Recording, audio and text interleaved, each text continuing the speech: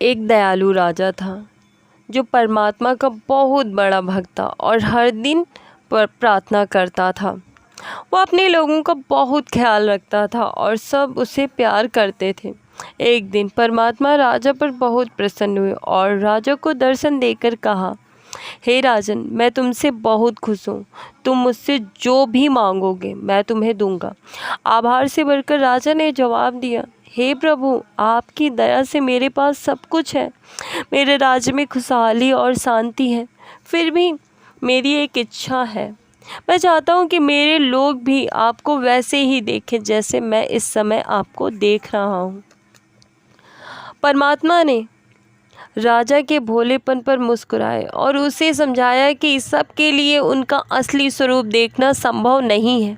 मुझे अफसोस है, लेकिन ऐसा नहीं हो सकता है। कुछ और मांगो और वह तुम्हें मिलेगा। लेकिन राजा बार बार विनती करता रहा क्योंकि वह चाहता था कि उसके लोग भी परमात्मा को उसी तरह देखें जैसे वह देख रहा था।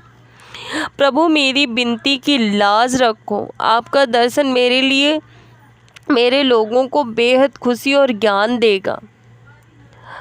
राजा के निस्वार्थ भाव और भक्ति को देखकर परमात्मा ने दया से भरकर कहा, ठीक है, कल अपने लोगों को इकट्ठा करके पहाड़ पर ले आना। मैं तुम सबको वहीं मिलूँगा। राजा ने अत्यंत प्रसन्न होकर सारे राज्य में ढिंढोरा पिटवा दिया। उसके संदेशवाहकों ने घर घर जाकर घोषणा की, कल सुबह पहाड़ पर चले जाना, परमात्मा हमें दर्शन देंगे। राजा और रानी हमारे आगे आगे चलेंगे। अगली सुबह राज्य के लोग उम्मीद से भरे विशाल पहाड़ की तलहटी में इकट्ठे हुए।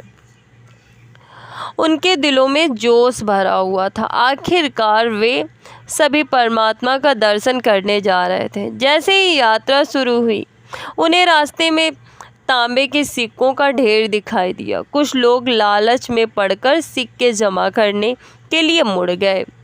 सिक्कों को देखकर पागल मत बनो, तुम परमात्मा का साक्षात दर्शन करने जा रहे हो जो बेहद कीमती है। बदकिस्मती से कई लोगों ने राजा के शब्दों पर ध्यान नहीं दिया और तांबे के सिक्के लेकर घर वापस लौट गए। राजा पीछे मुड़ा और देखा कि आधे से ज़्यादा लोग भटक गए थे।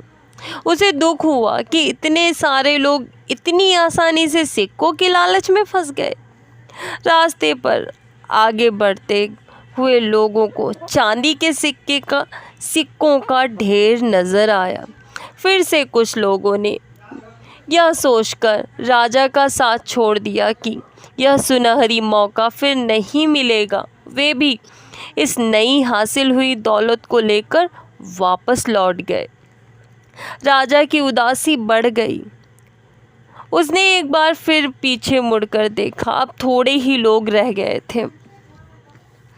उसने अपने मन में सोचा, चलो कम से कम कुछ को तो परमात्मा में विश्वास है, जो सोचते हैं कि उसका दर्शन दुनियावी दौलत से ज़्यादा ज़रूरी है। थोड़ी ही देर में उन्हें सोने के सिक्कों का ढेर नज़र आया। इस बार लगभग सभी लोग, यहाँ तक कि राजा के परिवार वाले भी सोना लेने के लिए दौड़े। वे भी जेबों में सोना भरकर वापस घरों को लौट गए। देखो, दुनियावी चीज़ें लोगों को क्या कर देती हैं। वे समझते नहीं कि परमात्मा के दर्शन का क्या महत्व है। यह सारी दुनियावी दौलत उसके आगे फीकी है। राजा का दुख बांटते हुए रानी ने भी हामी भरी और दोनों ने अकेले ही अपनी यात्रा जारी रखी। थोड़ी ही देर बाद उन्हें चमकते हुए हीरों का ढेर दिखाई दिया। रानी अपने आप को रोक न सकी और उसने हीरे इकट्ठे करने शुरू कर दिए। वह तब तक झोली भरती गई जब तक कपड़े फट नहीं गए।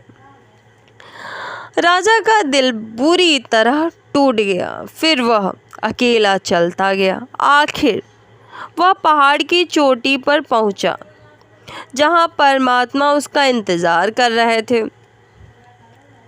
तुम्हारे प्रियजन कहाँ हैं? मैं बेसब्री से उनसे मिलने का इंतज़ार कर रहा हूँ।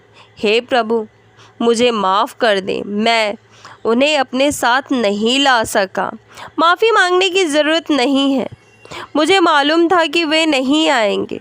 इस दुनिया में सिर्फ वे ही मुझ तक पहुंच सकते हैं जो भक्ति और प्रार्थना में लगे हैं तथा जो दुनिया के मोह में नहीं फंसे हैं, जो दुनियावी चीज़ों को मुझसे ज़्यादा महत्व देते हैं।